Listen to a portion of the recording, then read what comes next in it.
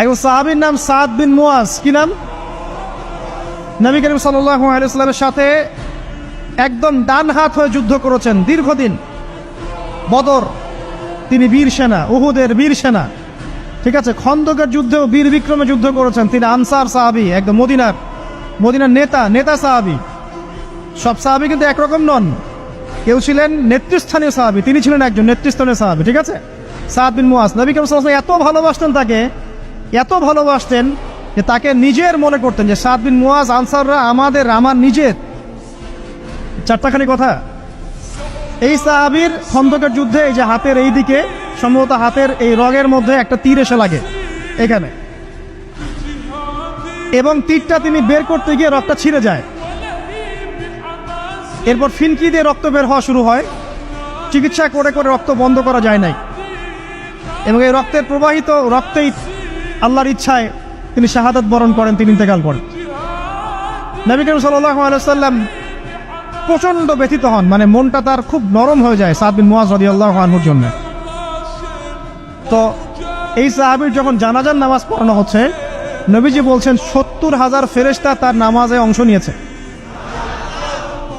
আর এই সাহাবীকে যখন কবরে শোয়ানো হয়েছে, নবী করিম সাল্লাল্লাহু আলাইহি ওয়াসাল্লাম পরে জানিয়েছেন কবরের যে মৃদু চাপ, সাদ বিন মুয়াজ রাদিয়াল্লাহু আনহুর কবরেও সেই মৃদু চাপ দেওয়া হয়েছে।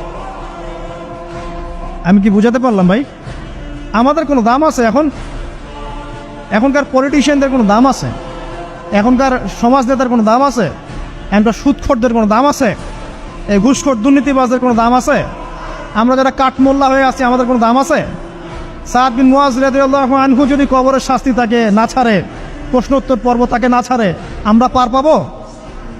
নবী করিম সাল্লাল্লাহু আলাইহি ওয়াসাল্লাম বলছেন সূরা মুলক তেলাওয়াত করো রাতের বেলা, ইনশাআল্লাহ সূরা মুলকের তেলাওয়াত কবরের আযাব থেকে তোমাকে বাঁচান।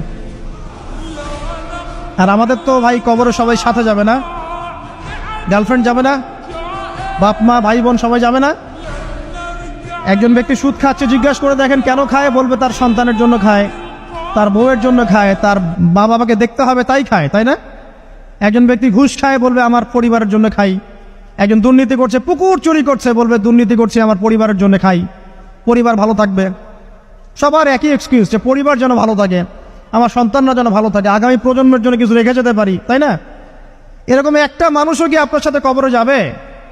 আর এই বোকা মানুষ কেন বোঝে না যে আপনার কবরে আপনাকেই যেতে হবে? তাহলে আপনি কি কারণে, অন্যের কারণে নিজের পরকাল নষ্ট করছেন? অন্যের সুখের জন্য আপনি আপনার পরকাল নষ্ট করছেন? সুদ খাচ্ছেন, দিব্যি মায়ের সাথে জেনা করছেন। আপনাদের এলাকায় নাকি সুদের সমস্যা অনেক বেশি। কয়েকটা হাদিস বলে দেই, আমি ওদেরকে আক্রমণ করতে আসি নাই, আমি শুধু তাদেরকে 3টা হাদিস শোনাতে এসেছি। 1 নম্বর হাদিস শোনেন। আল্লাহর নবী মুহাম্মদ সাল্লাল্লাহু আলাইহি ওয়াসাল্লাম বলেছেন সুদের পাপের 73টা শাখা আছে। কয়টা? কোন হাদিসে 70টাও আছে, কোন হাদিসে 73টা আছে। বলছেন যে সবচেয়ে নিচের শাখাটা হচ্ছে, সুদের পাপের সবচেয়ে নিচের শাখা হচ্ছে যে যেন কোনো ব্যক্তি তার মাকে রেপ করলো, তার মাকে ধর্ষণ করলো। 1 দিরহাম যে ব্যক্তি সুদ খায়, সহিহ বুখারীতে আরেকটা হাদিস এসেছে, সে যেন 36টা মেয়েকে ধর্ষণ করলো। আর আমি একটা কথা বানায় বলছি না, যদি বিশ্বাস না হয় কওমি মাদ্রাসা আছে, আলেম ওলামা আছে, গিয়ে বুখারী খুলতে বলেন, পড়তে বলেন, খালি একবার পড়তে বলেন, দেখেন যদি না থাকে তাহলে আমাকে এর সাথে থাপ্পড় দিয়ে দেয়। যদি না থাকে হাদিস এটা, তাহলে আমার গালে একটা থাপ্পড় দিয়ে যায়। আর যদি থাকে তাহলে আল্লাহর রাস্তায় সুদ খাওয়া ছেড়ে দেন। কোনটা করবেন?